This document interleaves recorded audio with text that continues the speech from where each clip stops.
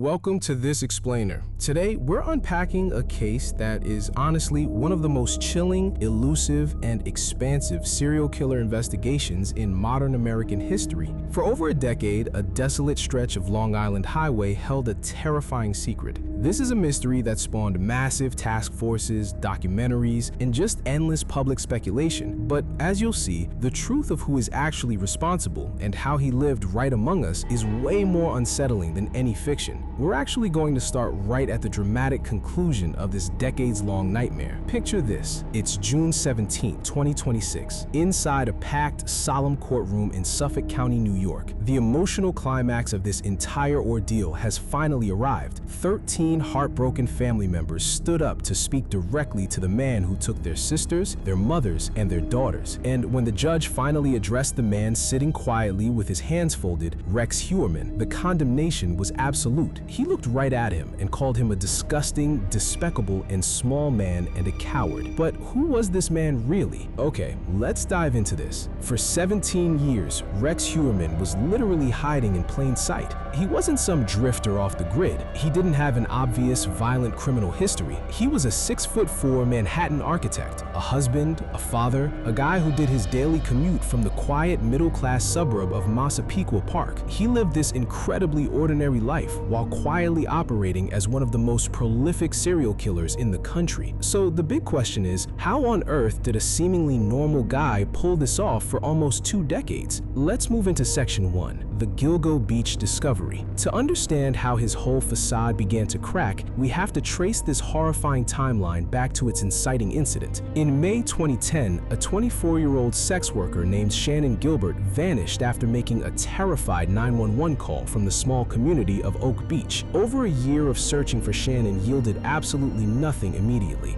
But then, in December 2010, an officer who was out training his police dog along Ocean Parkway accidentally stumbled on human remains in the brush. Within 2 days, investigators found 3 more sets of remains, and it didn't stop there. In March and April of 2011, the search expanded, and they uncovered 6 additional sets of remains. Is this wild to think how a single missing persons case rapidly escalated into the discovery of a horrifying mass graveyard? The first 4 victims discovered became known to the public as the Gilgo 4. We're talking about Melissa Bartholomew, who was just 24, Maureen Brainerd Barnes, a 25-year-old mother of 2, Megan Waterman, 22, also a mother, and Amber Lynn Costello, who was 27. The absolutely crucial point here for investigators was the striking similarities between them. They had all worked as escorts, advertising on Craigslist. They vanished between 2007 and 2010, and their remains were all bound with burlap, laid out along that exact same stretch of Parkway. It was undeniable proof that a serial killer was operating completely unnoticed. Section 2, a decades-long cold case. Now, you'd think finding these many victims would lead to a swift arrest, right?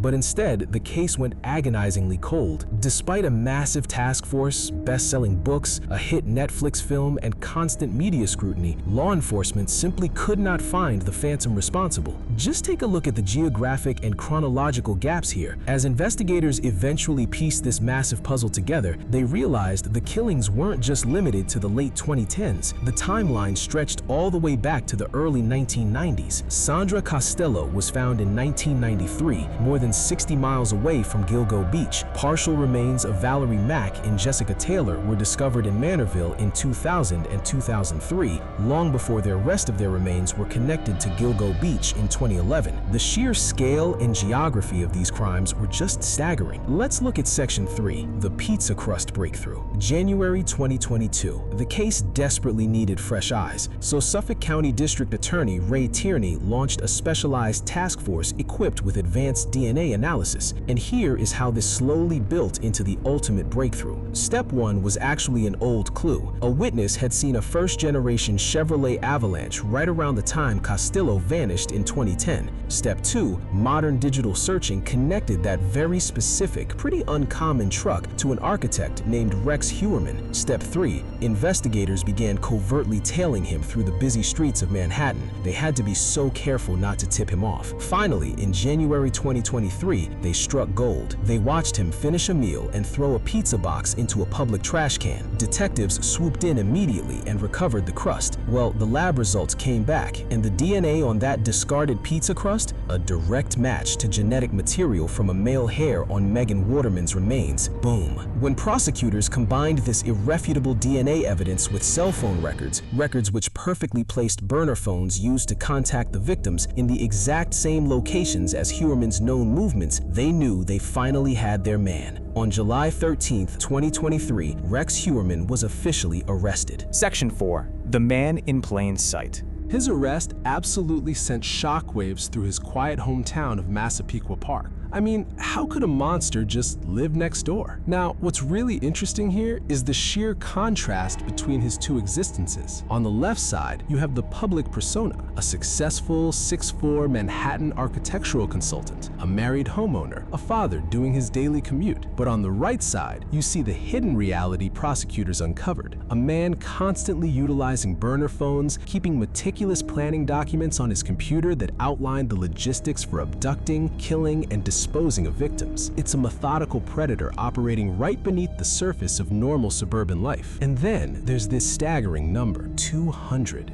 According to prosecutors, that is the minimum number of times Heuermann obsessively searched the internet for updates on the Gilgo Beach task force. He actively looked up information on how serial killers get caught. And honestly, most disturbingly, he searched for photographs of the victims and their surviving relatives. He was literally watching the investigation and the grieving families from behind his computer screen. Let's wrap things up with Section 5, Justice and Open Questions. So, as prosecutors built his case over the next 18 months, charging him with more and more of the cold cases dating all the way back to 1993, a massive trial seemed totally inevitable. That is, until April 2026, when Heuermann unexpectedly pleaded guilty. He stood up and admitted in court to these killings. It is so incredibly important that we honor these women by name today, rather than just reducing them to a category or location on a beach. Melissa Bartholomew, Maureen Brainerd Barnes, Megan Waterman, Amberlynn Gostello, Jessica Taylor, Sandra Castillo, Valerie Mack, and Karen Vergata. He admitted to strangling each of them. As part of this historic plea deal, he also agreed to cooperate with the FBI's Behavioral Analysis Unit to help them understand patterns to catch other unidentified killers. But you know, the data and the court documents, they just don't capture the true toll of his actions. At his sentencing, we heard directly from the families, and it was just heartbreaking. Amanda Funderburg, Melissa Bartholomew's sister, recalled the sheer terror of receiving a taunting phone call from Heuermann himself when she was just 15 years old. And Liliana Waterman, who was only 9 when her mother was killed, stood up and told the court she had spent, quote, 16 Mother's Days without her. Heuermann was ultimately sentenced to 3 consecutive life terms without parole, followed by 4 consecutive terms of 25 years to life at Green Haven Correctional Facility. But here's the thing. Despite his multiple consecutive life sentences, the book isn't entirely closed on Gilgo Beach. Open mysteries still haunt that stretch of highway. What about the other remains found there, like the unidentified victim known as Asian Doe, the woman nicknamed Peaches, or the remains of a small child? District Attorney Ray Tierney has stated that without further evidence, these remain officially unconnected to Heuermann. And then, of course, there's Shannon Gilbert, whose disappearance led police to the victims in the first place. Police maintain her death was likely an accidental drowning, but her family heavily disputes that. She remains one of the case's most debated, completely open questions. Rex Heuermann evaded capture for 17 years for a terrifyingly simple reason. He was completely unremarkable. He blended right in. For the families who waited over a decade in the dark, and then years more for a trial that was ultimately preempted by a guilty plea, they definitely received an answer, but perhaps not true healing. As one victim's sister noted at sentencing, justice was done, but it could never replace what had been violently taken away. Closure and peace are definitely not the same thing. The Gilgo Beach case teaches us something profoundly disturbing about the very nature of evil. It doesn't always look like a movie villain. It looks like a daily commuter, a guy at the office, a neighbor throwing away a pizza box. It forces us to ask one final, deeply unsettling question. If a monster can hide behind the face of a suburban family man for 17 years, who who else is hiding in plain sight? Thanks for joining me on this explainer. Until next time, stay curious and stay observant.